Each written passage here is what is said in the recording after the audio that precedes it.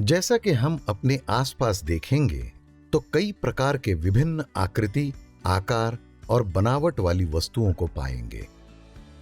अपने आसपास की विभिन्न वस्तुओं को ध्यान से देखिए। अपने आसपास की वस्तुओं पर एक नजर डालिए। आपकी किताबें, टॉय कार, कलम, पानी की बोतल, गेंद जो आपने कल खरीदी थी, इन सभी में कुछ तो समान है। क्या आप अनुमान लगा सकते हैं?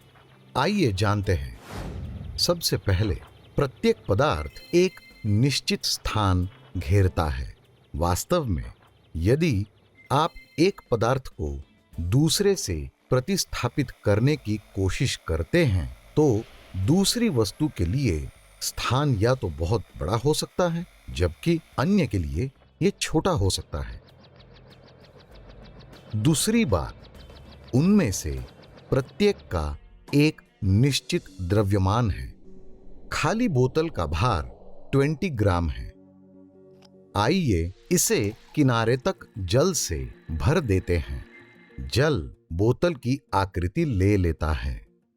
बोतल का भार अब 10-20 ग्राम के बराबर है। इस प्रकार दोनों बोतल और बोतल में भरा हुआ जल कुछ स्थान घेरता है और उनका निश्चित द्रव्यमान है। तुलना में गेंद हल्की लगती है।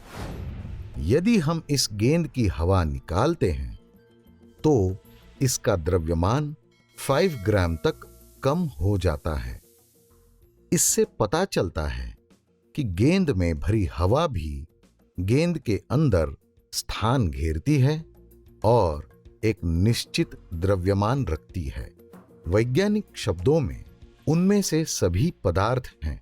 अतः पदार्थ वह चीज है जो स्थान घेरती है और जिसका द्रव्यमान होता है।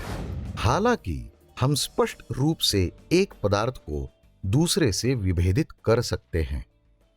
जबकि गेंद लाल है और इसकी आकृति को बदलने के लिए दबाया जा सकता है, खिलौना कार पीली, कठोर और असंपीड्य है।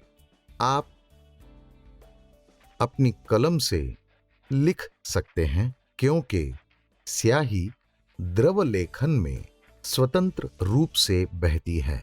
ये शब्द जिनका उपयोग पदार्थ की आकृति, स्पर्श और व्यवहार के लिए किया जाता है, गुण कहलाते हैं।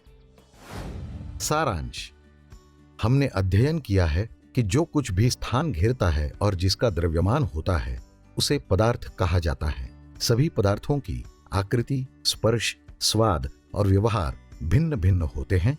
ये इनमें विशिष्ट गुण होते हैं। अब आप समझ गए होंगे कि आपके आसपास रखी सभी वस्तुएं पदार्थ हैं। लेकिन आप देख सकते हैं कि पदार्थ जैसे टेबल दृढ़ होती हैं, लेकिन कुछ पदार्थ जैसे दूध आसानी से बह सकते हैं। पदार्थ विभिन्न भौतिक अवस्थाएं क्यों दर्शाते हैं? इस सवाल का जवाब जानने के लिए आने वाले वीडियो देखें। Keep imbibing. We believe in you.